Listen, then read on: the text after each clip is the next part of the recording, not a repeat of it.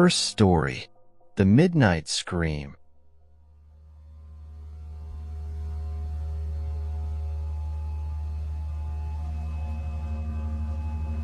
My mother was always a skeptical woman, little given to believing in ghost stories or supernatural phenomena.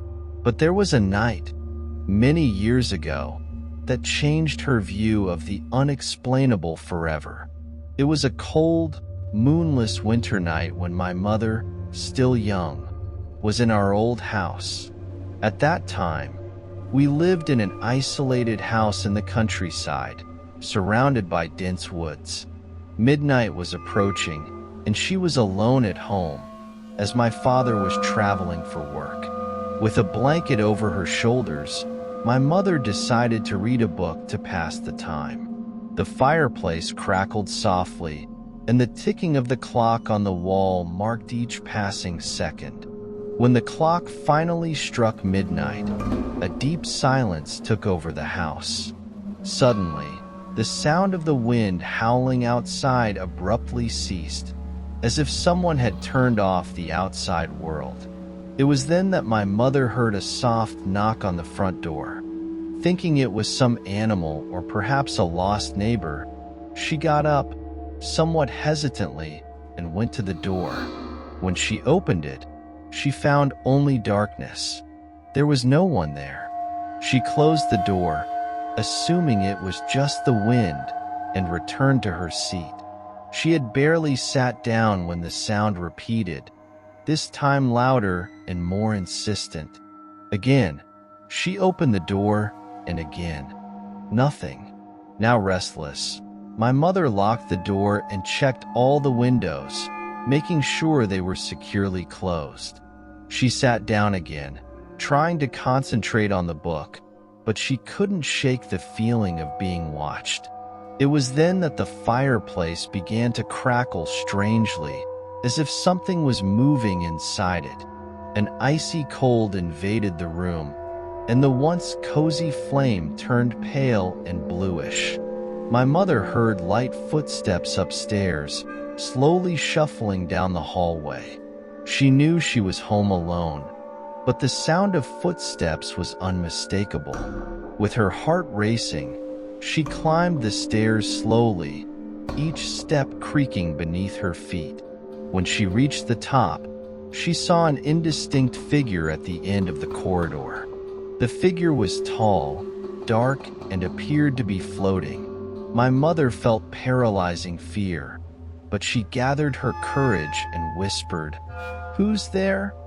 The figure didn't respond, but began to move towards him, slowly. My mother took a step back, and the figure disappeared as suddenly as it had appeared. She ran down the stairs, and when she reached the living room, she noticed that the fireplace had completely gone out. Not knowing what else to do, she picked up the phone and called my grandmother, who lived in the next town.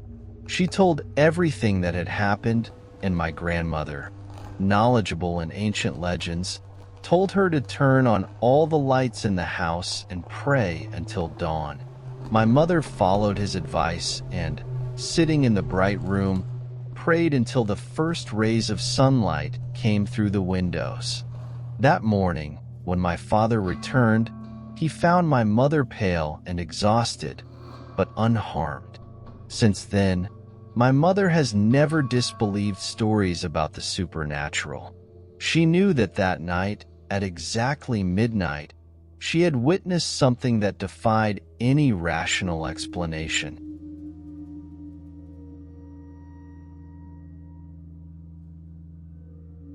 Second story, The Midnight Bell.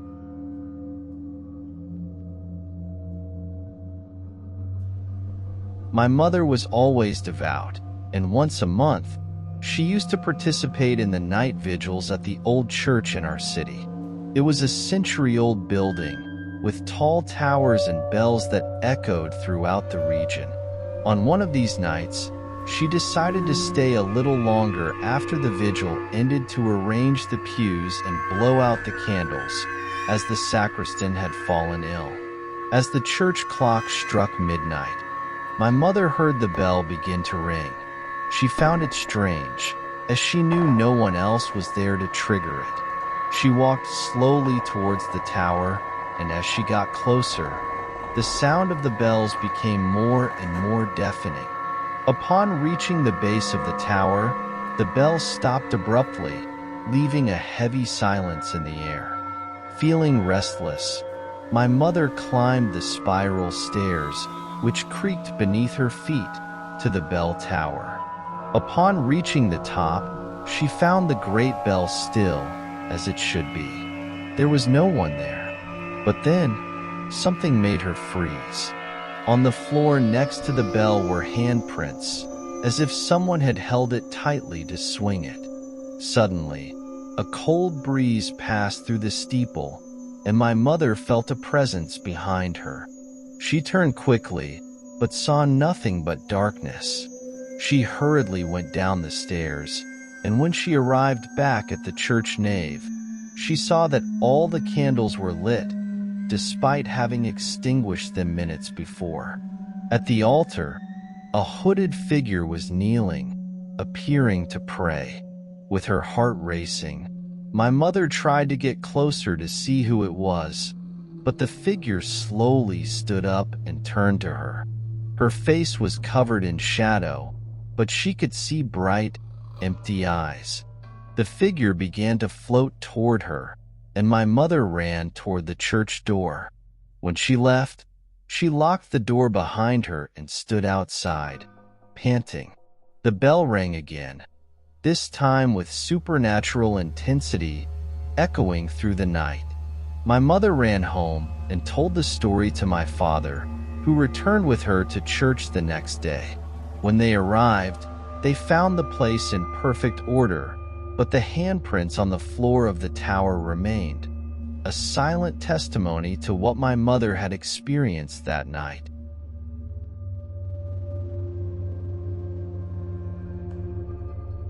Third story, The Silent Confession.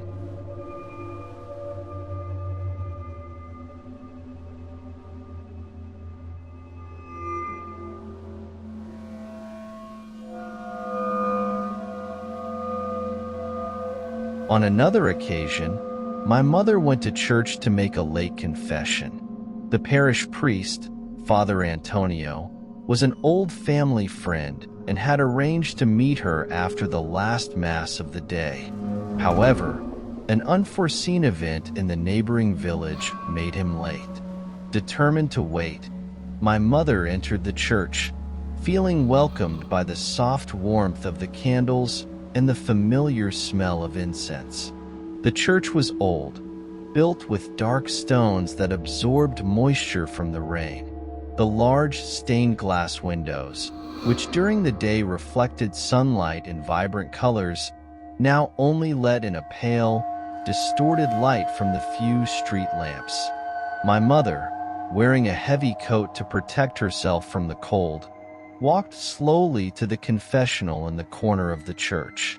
She knelt in the small padded space and began to pray silently, asking forgiveness for her failures and seeking comfort. The clock on the church tower marked exactly midnight when a profound silence fell over the place. The constant sound of rain outside seemed to have been muffled by an invisible force.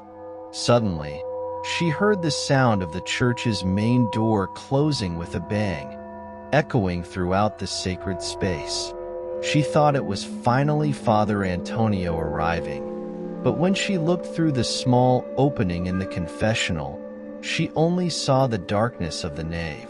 The silence was so profound that she could hear her own heart beating. It was then that she heard slow, heavy footsteps echoing through the church. The footsteps resounded in an almost methodical manner, as if someone were dragging their feet across the cold stone floor. They approached the confessional, and my mother, already feeling a slight shiver down her spine, whispered, "Father, is that you?" There was no response. Instead, the footsteps stopped abruptly, and the silence that followed was even more terrifying. In the midst of the stillness, my mother heard a low, incomprehensible whisper that seemed to come from everywhere at once. It was as if the church itself was murmuring. Trying to remain calm, my mother tried to open the confessional door to leave, but the lock seemed to be stuck. Her fingers shook as she tried to pry the lock. The whispers intensified, mixing with a distant, almost plaintive moan. It was then that she felt an icy touch on her shoulder, despite her being alone in the small space. Fear took over her being, and she began to pray more fervently. "Our Father, who art in heaven, hallowed be thy name."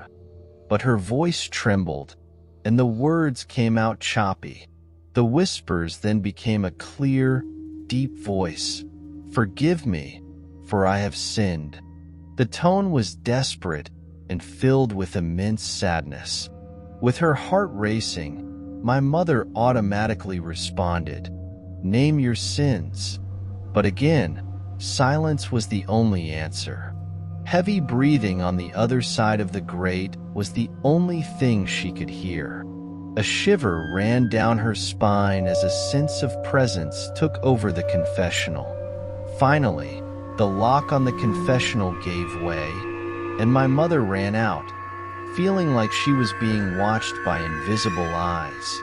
As she looked at the altar, she saw a shadowy figure on her knees as if she were praying. The figure slowly raised its head, revealing a face deformed by pain and sadness. The figure's eyes were empty, but conveyed deep suffering. My mother ran out of the church, her heart beating so fast it felt like it was going to come out of her chest. The rain was falling heavily, but she barely noticed, so wrapped up was she in her terror. Arriving home, she told my father everything, who listened attentively with a worried expression. The next day, my mother and father went to church together to meet Father Antonio. When they arrived, the priest was already there, waiting for them with a serious expression. My mother related to him what had happened, and the priest, although skeptical at first, saw the seriousness and genuine fear in her eyes. Father Antonio explained that, a long time ago, a man had committed a horrible crime and took refuge in the church in search of forgiveness. The man, consumed by guilt and despair, ended up taking his own life inside the church without ever finding peace.